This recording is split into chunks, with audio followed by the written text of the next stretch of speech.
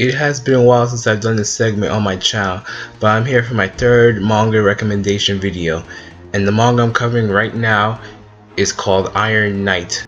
There are two different versions of this, one being the one-shot and the other being the full serialization, but they both follow the same basic story outline. Our main character is called Teppei, and he's just a normal young boy, but one day he falls unconscious and wakes up to find that the world is in the beginning of an apocalypse because of something called the goblin virus. Any of those who have hearts that can be considered evil are instantly turned into like these ferocious demons that attack and kill anyone they see. And he himself has been infected with this goblin virus, and he can transform into a demon at will. Now, there are differences between the one-shot and the full serialization, but I will be making a comparison video between the two of them later on.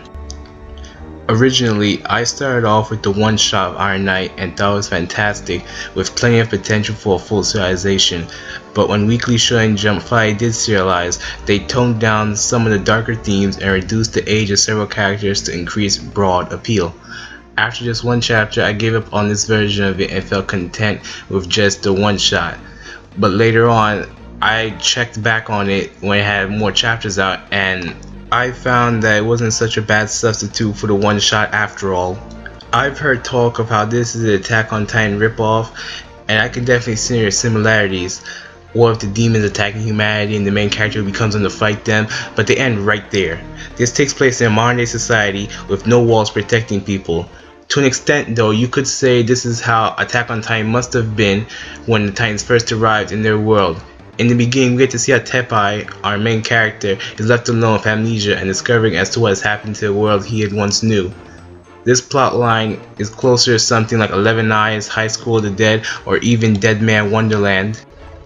The artwork itself is nothing spectacular, however the art style and designs are very beautiful and sometimes detailed, especially when Teppei fully transforms. And he really shows his age in his naivety and ignorance on certain occasions. That combined with his notions of justice from his policeman father make him seem more like Shiro from Fate's Stay Night. But the difference is that Teppei is not overly idealistic and has accepted that he can't save everyone, and that those who he does manage to save probably won't accept him because of what he's become. It hasn't gotten very far. As of this review, it's only 5 chapters in, but it has some of the greatest potential seen in years and releases rather quickly, as those 5 chapters were put out in roughly a month and a half. I would highly recommend anyone to read the one shot first to get a feel for this, and then move on to serialization and give it at least 3 chapters. I hope this gets licensed here in the United States and maybe get an anime adaptation in about 2 or 3 years, although I'm not certain how long this will go on though.